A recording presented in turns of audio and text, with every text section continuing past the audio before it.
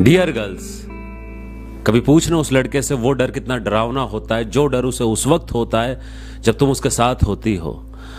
वो डर कि तुम बदल जाओगी, वो डर कि तुम उसे छोड़ दोगी, वो डर कि तुम जिंदगी भर साथ नहीं दे पाओगी, वो डर कि तुम चीट कर जाओगी, वो डर जो वो भरोसा तुम पे करता है कि तुम तोड़ ना दो, वो डर कि तुम किसी और की ना हो जाओ, सबसे ज्यादा डर। तो जो डर मुझे तब होना चाहिए था जब खो दिया, वो डर बहुत पहले सताने लगा था और मैं शायद उन खुशियों को ठीक से फील नहीं कर पाया। मैं उन पलों को जी नहीं पाया जो पल मुझे उस वक्त जी लेने चाहिए थे। जिन पलों को आज जी रहा था उन पलों को उसके जाने के बाद याद करता रहा, और जो उसके जाने के बाद का डर था उससे पहले ही महसूस करके डरता रहा। ये बहुत ज्यादा कॉम्प्लिकेट हो गया है शायद मेरे लिए। पता नहीं कि वो दूसरे लड़के से भी कुछ इस लहजे में बात करती है जैसे वही पहला हो। तो welcome back to my YouTube channel, और पोइट्री के चैनल पे आप सबका स्वागत है। और मैं लेके आ चुका हूँ स्टोरी टेलिंग। स्टोरी टेलिंग काफी दिनों से सोच रहा था और कर भी रहा हूँ, और 4 दिन से शायद मैंने स्टोरी नहीं डाली है, स्टोरी टेलिंग वाली। लेकिन मैंने सोचा था कि मैं डाल दूंगा, फिर मैंने सोचा क्यों ना थोड़ी शॉर्ट कर दी जाए और फिर तरीके से बात की जाए। तो आज मैं आप लोगों के लिए लेकर आया हूँ, एक स्पेशली है। मैं एक कोट पढ़ रहा था, आज हॉलीवुड एक्टर है उसका कोट पढ़ रहा था, एक बहुत कमाल की थी कि हम वो काम नहीं कर सकते जो हर एक के लिए हो। तो शायद मेरी भी कुछ कहानियां, कुछ स्टोरी टेलिंग वो बहुत बहुत कम लोगों के लिए है, लेकिन दिन ब दिन आगे आगे आगे आते जाए वो शायद बहुत से लोगों के लिए हो जाएगी। तो शायद इसी वजह से अंदर से एक जुनून पैदा हुआ है कि यार स्टोरी टेलिंग मेरे पास जितनी भी है उनको रिक्रिएट कर दिया जाए।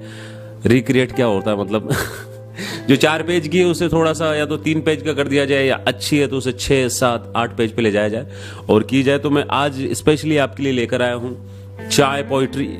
चाय one of the my best, कहता ना मेरे दिल के बहुत करीब है ये पोइट्री। आज से तकरीबन 2 साल पहले शायद मैंने अपलोड भी की थी यूट्यूब पे, और शायद प्राइवेट भी है ये, शायद लगा रहा हूँ क्योंकि मुझे कंफर्म नहीं है। तो उस वक्त आए थे इस पे 1100 व्यूज, जो कि मेरे लिए मिलियंस ऑफ व्यूज के बराबर थे, उस वक्त की बात है। तो आई नो व्यूज भी मैटर करते हैं, कमेंट भी मैटर करते हैं, लाइक का रेशियो भी मैटर करता है, सब कुछ मैटर करता है। और सबसे जरूरी बात, ये मैटर कब करते हैं, जब तुम वीडियो डालते हो। तो आज मैं स्पेशली लेके आया हूँ ये चाय वाली। तो अगर पसंद आया तो बताइएगा कैसी लगी, कैसी नहीं लगी। और ये वाली जो भी कुछ लाइनें, ये तो मैं 2-2 लाइनें की तो इंस्टाग्राम पे डाल देता हूँ, क्योंकि इंस्टाग्राम पे लॉन्ग पोइट्री थोड़ा चलना मुश्किल हो जाता है यार। और काम वो करो ना जो ज्यादा लोगों तक पहुंचे। तो तुझे पाने की जुस्तजू में खुद खो गया हूं। पहले अकेला था लेकिन आजकल तन्हा हो गया हूं। तेरी आंखों में डूबकर तो कई बार जिंदा बचा हूं मैं। आजकल तू नहीं है तो चाय के नशे में रहता हूं। एक ऐसी लड़की जिसे चाय नहीं पसंद, और एक ऐसे लड़के से मोहब्बत कर बैठती है जिसे चाय के सिवा कुछ नहीं पसंद। शुरुआत के शुरू में वो लड़के की खुशी के लिए ही लड़के की बनी हुई हाथ की चाय भी पी लेती है, और कुछ दिनों बाद में वो लड़की चाय की नशेड़ी हो जाती है। मैं कहता था कई बार उसे कि तुम मेरी चाय की एडिक्ट हो चुकी हो। वो कहती थी तुम्हारे मुंह से नशेड़ी ज्यादा अच्छा लगता है। नशेड़ी इसलिए ज्यादा अच्छा लगता है क्योंकि कभी कभी निकल जाता था मेरे मुंह से कि तुम तो नशेड़ी हो गई हो। तो अक्सर कहा करती थी कि नशेड़ी ज्यादा अच्छा लगता है, ये एडिक्ट वेडिक्ट यू नो। तुम फिल्टर वाली बातें दुनिया के लिए बचा के रख लेना, या जो बातें तुम डायरेक्टली नहीं कह पाओ उनके फिल्टर लगा के दुनिया को कह देना, उन लोगों को कह देना जिनका तुम दिल नहीं दुखाना चाहते, या जिनसे तुम थोड़ी सी बातें छुपाना चाहते हो। लेकिन मेरे साथ अनफिल्टर्ड रहना हमेशा। मतलब जो भी हो तुम्हारी जबान पे वही होना चाहिए जो तुम्हारे दिल में हो। इसलिए मैं कहता हूं कि मैं सिगरेट और अंदर की बातें बहुत कम शेयर करता हूं ब्रो। मैं हर किसी के साथ सिगरेट शेयर नहीं कर सकता, मैं हर किसी के साथ अपनी बातें शेयर नहीं कर सकता। तो वो है कि बहुत कम, बहुत सेलेक्टेड लोग हैं दुनिया में। और अब आगे की थोड़ी सी होली जाए, मैं बीच बीच में क्या क्या जिक्र करने लग जाता हूँ। स्टोरी टेलिंग की मुझे ये कमाल की वो लगती है, बात लगती है कि इसके अंदर मैं बातें बोल सकता हूँ। बट पोइट्री में क्या होता है, 1.5, 2 या 2.5 मिनट या 3.5, 4 मिनट की जो मेरी पोइट्री रहती है, उनमें सिर्फ मेरे को सिर्फ पोइट्री करनी होती है। तो ये थोड़ा सा रोस्टिंग वाला भी फील दे देती है कि रोस्टिंग में मैं कंटिन्यू बोलता ही रहता था। मेरी जिंदगी में मुकाम की तरह चाय के अंदर भी बहुत फ्लेवर है। मतलब कभी वो मुझसे दूर चली जाती है, कभी पास आ जाती है। तय आप कर लेना कि कौन सी लाइन में वो दूर चली गई और कौन सी लाइन में वो वापस करीब आ चुकी है। तो यहां तक सुना दी, आगे सुन लेना कि प्यार बदल दिया है और पसंद अपने आप बदल जाएगी, लेकिन तुम टेस्ट मत बदलना। जब उसके साथ किसी महंगे से रेस्टोरेंट में जाओ या कॉफी शॉप में जाओ, रेस्टोरेंट हटा देते, कॉफी शॉप में जाओ, जब वो कॉफी की लिस्ट देखे, कौन सी कॉफी ऑर्डर करनी है, तो तुम चाय ऑर्डर कर देना। और अगर ना मिले चाय उस रेस्टोरेंट के अंदर या वहां जगह पे, तो छोड़ देना उतनी आसानी से जितनी आसानी से मुझे छोड़ा था। अफसोस मत करना कि उसके दिल पे क्या बीतेगी, वो क्या सोचेगा तुम्हारे बारे में, बस छोड़ देना उतनी आसानी से जितनी आसानी से मुझे छोड़ा था। और शायद सोच लेना वो बातें जो मुझे छोड़ने के बाद सोची थी, क्योंकि मुझे पता नहीं है तुमने क्या सोचा था। लेकिन चाय के लिए वफादार रहना। पहले जब रात भर मुझसे बातें होती थी, अब वो करीब आ चुकी है। पहले जब रात भर मुझसे बातें होती थी, नींद ना आ जाए इस डर से, वो आलसी लड़की भी किचन में जाके चाय बना लाती थी। वैसे तो चाय बनानी आती नहीं थी उसे, कभी चाय पत्ती बहुत ज्यादा, कभी अदरक बहुत कम, दूध और पानी का कॉम्बिनेशन चलता रहता था, और चीनी की शिकायत कभी नहीं आई।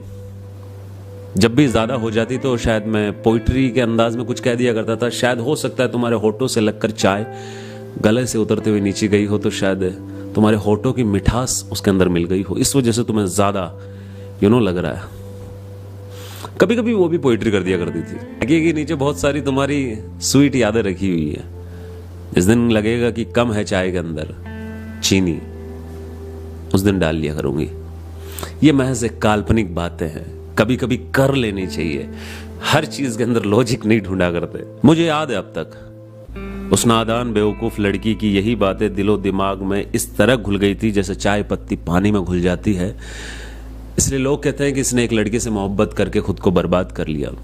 लिखी भी थी शायद, लेकिन वो ये कहना भूल जाते हैं कि एक लड़की से बेइंतहा मोहब्बत करके इसने खुद को बर्बाद कर लिया।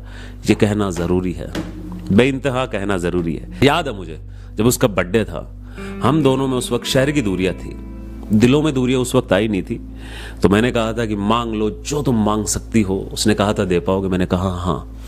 उसने कहा सोच लो। मैंने कहा कोशिश करूंगा। तो उसने कहा था चलो एक शाम तुम और मैं कहीं दूर, एक कप चाय, और तुम मुझे अपनी वो कहानियां सुनाना या वो कविताएं सुनाना या वो पोइट्री सुना देना जो आज तक तुमने किसी को नहीं सुनाई। मतलब तुम्हारे जहन में आई, तुमने कागज पे उतारी, और क्या वो सुना सकोगे मुझे? उस वक्त तो नहीं सुनाई, लेकिन शायद उसके तेरे जाने के बाद मतलब ये लाइनें जरूर लिखी थी कि मैं अक्षर बा अक्षर अपने दर्द को एक कोरे कागज पर उतारता रहा, और वो कहती रही मुझसे कि मैं लिखता बहुत अच्छा हूं। जब तक उसने मुझसे चाय बनाना नहीं सीखा था, तब तक ही वो मेरे पास रही। उसके बाद वो मेरे पास नहीं रही।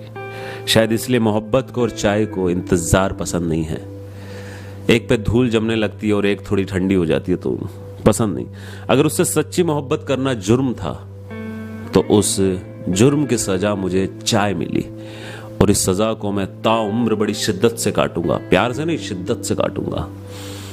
जब मुझे याद है अब तक, जब उसने पहली बार चाय बनाई थी और मुझे पिलाई थी, वो चाय बेस्वाद ना थी। कप तो धोए थे उसने अपने हाथ की हथेलियों से, उन पर लकीरें ना थी, लेकिन स्पर्श जरूर था।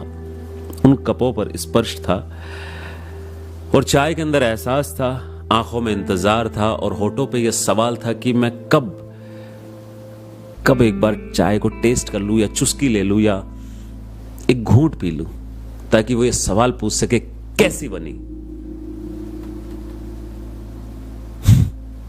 और मेरा जवाब है कि बिल्कुल तुम्हारी तरह, बहुत प्यारी, बहुत स्वीट।